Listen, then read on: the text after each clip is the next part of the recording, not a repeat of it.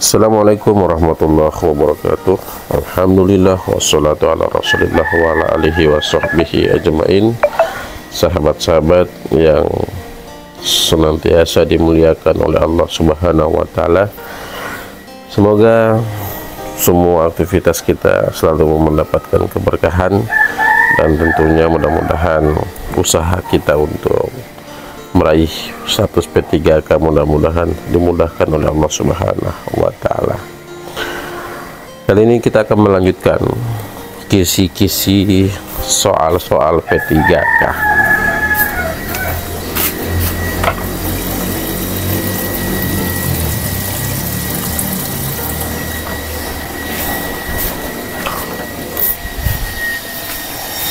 Kita akan melanjutkan kisi-kisi soal P3K. Kita akan membahas pada video kali ini soal di nomor 49. Sumber hukum Islam di bawah ini. Sumber hukum Islam di bawah ini harus diingat ada kecuali. Jadi sumber hukum Islam itu Al-Quran, Sunnah, Ijma, dan Qiyas. Di sini ada kecuali, berarti yang bukan. Jawabannya adalah taklid, yaitu C.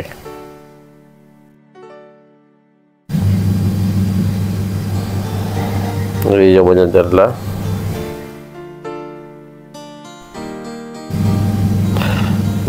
adalah C.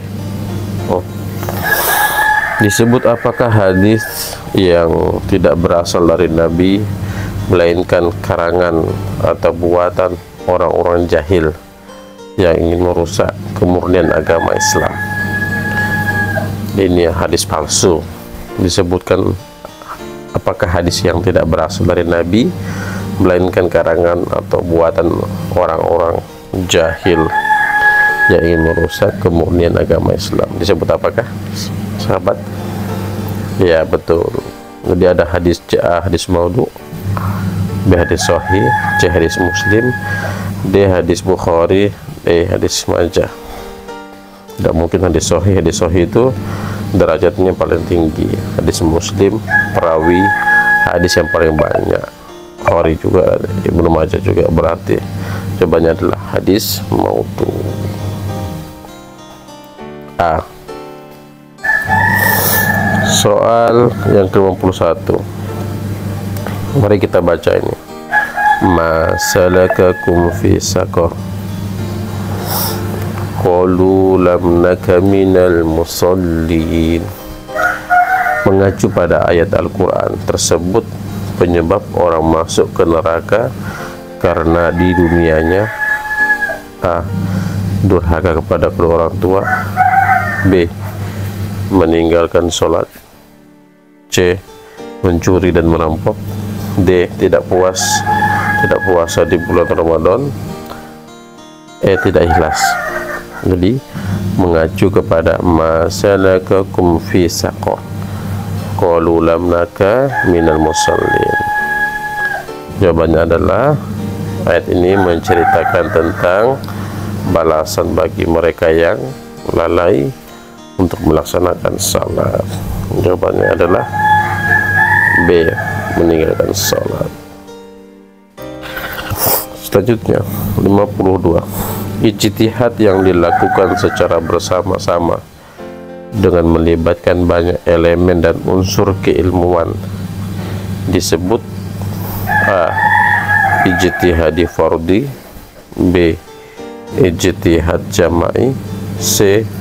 ijtihad mutlak,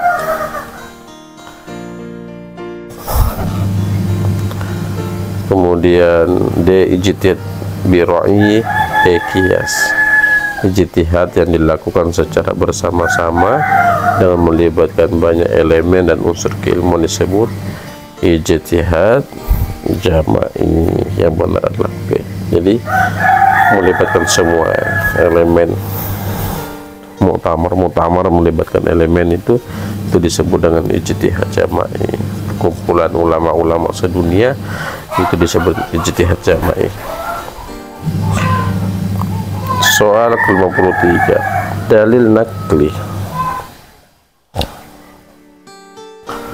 Dalil nakli bahwa Allah senantiasa mencintai muslim dan muslimah yang selalu menjaga kebersihan ialah A. Al-Baqarah 222, B. Al-Ankabut ayat 45, C. An-Nisa ayat 19, D. Al-Mujadilah ayat 11, E. Al-Ikhlas. Dalil nakli bahwa Allah subhanahu wa ta'ala senantiasa mencintai muslim dan muslimah yang selalu menjaga kebersihan, itu disebutkan dalam tepat sekali Al-Baqarah 222. Berarti jawabannya adalah A. Selanjutnya ayat 5, soal nomor 54. Di bawah ini termasuk rukun haji kecuali. Nah, bawah ini termasuk rukun haji. Jadi rukun haji itu tawaf, rukun haji tahallul, rukun haji sa'i, rukun haji wukuf. Ini kalau membayar dam ini berkaitan tentang kurban.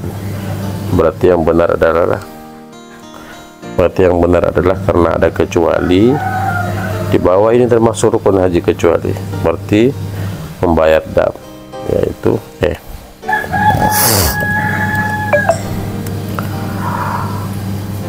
laqad khalaqnal insana fi ahsani taqwim.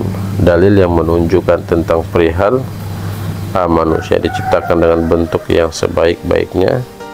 B. Berprasangka buruk adalah perilaku yang tidak baik. C. Manusia dilahirkan dengan berbagai kelebihan dan kekurangan. D. Menghormati tetangga. Manusia diciptakan untuk ibadah. Di ayat ini sudah jelas, laqad khalaqnal insana fi ahsani taqwim. Ayat ini menceritakan tentang manusia diciptakan dengan sebaik-baiknya. Jawabannya adalah A. 56. Larangan merusak atau menodai rumah ibadah umat lain tercantum dalam surah Al-An'am 108, B. Al-Baqarah 108, C. At-Tolak 28, D. At-Taubah 18, E. Al-Maidah 78. Jadi larangan merusak atau menodai rumah ibadah umat lain tercantum dalam surah Al-An'am ayat 108. Yang benar adalah A. Ini diingat ya. 57. Siapakah yang diberi julukan Zun Nurain, yang artinya memiliki dua cahaya? Siapakah yang diberi julukan Zun Nurain, yang artinya memiliki dua cahaya? A. Abu Bakar, B. Umar bin Khattab, C. Utsman bin Affan, D. Ali bin Abu Thalib, atau E. Abu Hurairah. Jawabannya adalah Utsman bin Affan. Jawabannya C. 58. Di antara golongan yang berhak menerima zakat ialah orang yang masih lemah imannya atau sering-sering disebut dengan A. Mu'allaf, B. Amil, C. Miskin, D. Fakir, E. Fisabilillah.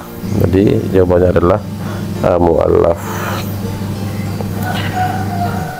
Paman Nabi yang mendukung perjuangan Nabi dalam berdakwah namun tidak memeluk Islam bernama Abu Thalib, Abu Bakar, Abu Hurairah, Abu Nawas, Abdul Muthalib. Abdul Muthalib ini kakek ya, hampir sama. Paman itu adalah Abu Thalib, nah tidak mengakui keimanan kerasulan Nabi Muhammad. Yang benar adalah A. Abu Thalib.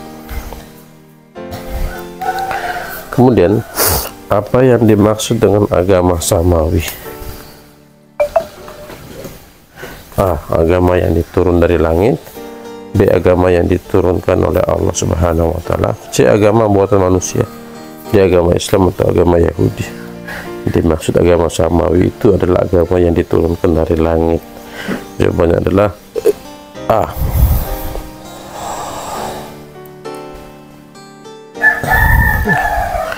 Agama samawi, apakah yang pertama kali yang ada di dunia? A. Islam, B. Yahudi, C. Agama Buddha. Jadi yang benar adalah B.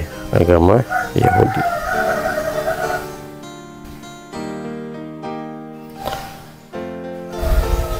Hari kita selanjutnya ke soal 6. Ini untuk soal penyuluh ya. 62. Perbedaan mazhab fikih dibenarkan dalam Islam. Untuk dapat memahami perbedaan mazhab, maka diperlukan studi terhadap ilmu. A. Ushul fikih, B. Ilmu kalam, C. Perbandingan mazhab, D. Perbandingan agama, E. Ilmu usuluddin. Perbedaan mazhab fikih dibenarkan dalam Islam. Untuk dapat memahami perbedaan mazhab, maka diperlukan studi terhadap ilmu. Benar, ushul fikih. Al-Quran merupakan pembeda dari yang hak dan batil. Sehubungan ini dinamakan Al-Furqan. Jadi jawabannya adalah pembeda ya, Al-Furqan. Rasulullah Shallallahu Alaihi Wasallam bersabda, artinya tidaklah seorang memaafkan melainkan akan menambah hartanya, kekuatannya, kemuliaannya, kasih sayangnya, kesalahannya. Jadi kalau dia memaafkan, bertambah kasih sayangnya.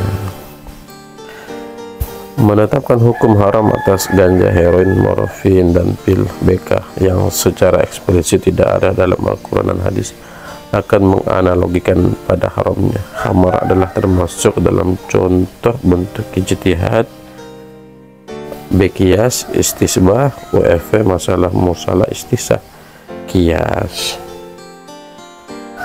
Kemudian terakhir soal 66. Untuk mendapat pemahaman yang utuh tentang latar belakang hadis Nabi Muhammad SAW, seorang dai perlu memahami ilmu asbabun nuzul, B. Asbabul wurud, sirah nabawiyah, B. mustalahul hadis, D. ilmu tafsir. Jadi untuk mendapatkan pemahaman yang utuh tentang latar belakang hadis Nabi Muhammad, seorang dai harus perlu memahami ilmu C. Asbabul wurud. Itulah video kisi-kisi kita pada pertemuan ketiga ini. Semoga bermanfaat dan kita akan lanjutkan tentang wawasan kebangsaan. Mudah diberikan kesehatan, diberikan kelancaran, mudah diberikan kemudahan untuk meraih soal-soal. Dan semoga video kali ini bermanfaat untuk kita semua. Terima kasih. Assalamualaikum warahmatullahi wabarakatuh.